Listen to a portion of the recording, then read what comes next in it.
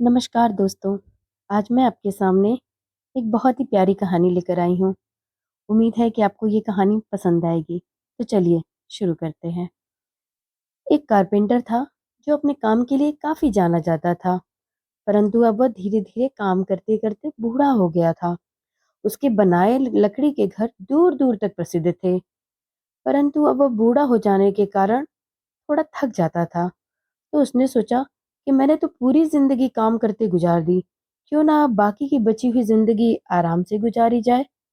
ये सोच के उसने अगले दिन सुबह-सुबह अपने मालिक से बोला कि ठेकेदार साहब, मैंने बरसों आपकी सेवा की है, पर अब मैं चाहता हूँ कि अब मैं बाकी का जीवन थोड़ा सुकून से, आराम से, पूजा-पाठ करके बिताऊँ। कृपया आप मुझे काम छोड़ने की अनुमति दें। ठेकेदार उसको बहुत मानता था। उसने बोला कि बिल्कुल, मैं तुम्हें पूरी आज़ादी देता हूँ, परंतु तुमसे एक निवेदन भी है मेरा। कारपेंटर ने बोला कि हाँ, बताइए। तो व्यापारी ने कहा कि मैं तुमसे निवेदन करता हूँ कि जाने से पहले मेरे लिए एक आखिरी काम करते हुए जाओ। कारपेंटर बोला, जी बिल्कुल, बताइए क्या काम करना होगा। तो ठेकेदार ने कहा, मैं चाहता हूँ कि तुम जाते जाते मेरे लिए एक प्यारा सा लकड़ी का घर तैयार कर दो, और उसके लिए जो जरूरी सामान की जरूरत पड़ेगी उसके लिए ये पैसे ले लो। ठेकेदार ने पैसे दे दिए। कारपेंटर इस काम के लिए तैयार हो गया। उसने अगले दिन से ही घर बनाना शुरू कर दिया। पर उसके दिमाग में एक बात चल रही थी कि ये मेरा आखिरी काम है और इसके बाद अब मुझे कुछ नहीं करना है। ये सोचकर वो अपने काम में थोड़ा ढीला पड़ गया। जहां वो पहले बड़ी सावधानी से लकड़ियों को चुनता और लकड़ियों को काटता था, इस बार उसने बस काम चलाऊ तरीके से काम करने की ठानी। बस उसे एक मन में बात थी कि मुझे किसी तरह से इस काम को फिनिश कर देना है और इसके बाद आराम से जिंदगी गुजारनी है। कुछ एक हफ्तों में वो घर तैयार हो गया और वो ठेकेदार के पास पहुंचा। ठेकेदार से बोला कि ठेकेदार साहब, मैंने आपका घर तैयार कर लिया है,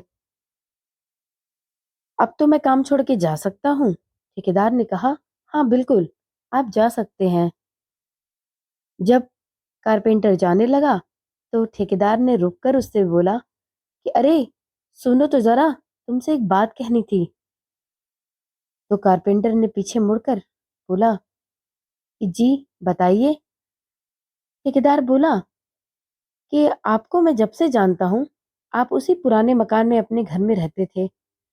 जाते जाते मेरी तरफ से एक तोहफा लेके जाओ। कारपेंटर की आंखें खुशी से चमक गईं।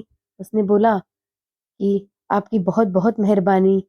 ये तो मेरा सौभाग्य होगा कि आपने मुझे इस काबिल समझा कि आप मुझे कुछ उपहार देना चाहते हैं। ठेकेदार ने बोला, हाँ, बरसों तुमने मेरे लिए काम किया है, तो क्या जाते जाते मैं तुम्हारे लिए इतना ना कर सकूंगा। यह कहकर उसने उस घर की चाबी कारपेंटर के हाथ में पकड़ा दी। कारपेंटर तो आश्चर्यचकित रह गया। ये क्या? ये लकड़ी का घर तो आपने अपने लिए बनवाया था ना? ठेकेदार ने कहा, नहीं, ये घर मैंने दरअसल तुम्हारे लिए बनवाया था। अब तुम अपने उस छोटे से घर में रहने की जगह बाकी की जिंदगी इस घर में चैन के साथ बिताना। मुझे बहुत खुशी होगी। कारपेंटर यह सुनकर स्तब्ध रह गया।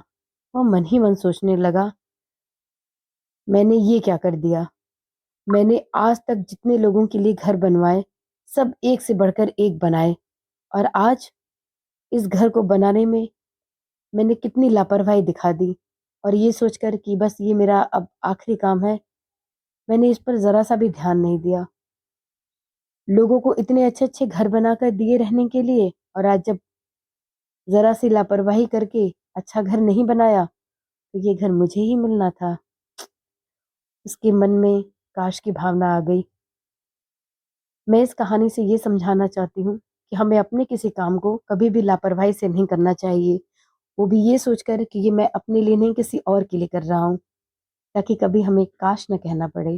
दोस्तों, हमारा कब कौन सा काम हमें प्रभावित कर सकता है, ये कह पाना मुश्किल है, लेकिन हमें इतना तो ध्यान रखना चाहिए कि हमारे ही काम से हमारी पहचान बनती है। तो हमारे पहचान को हमारे काम से बिगाड़ा भी जा सकता है और बनाया भी जा सकता है। तो इसलिए हमें हमेशा अपने हर काम में अपनी पूरी योग्यता और पूरी ताकत लगाकर उसको सफल बनाने की कोशिश करनी चाहिए, क्योंकि ये हमारी पहचान बनती है। धन्यवाद।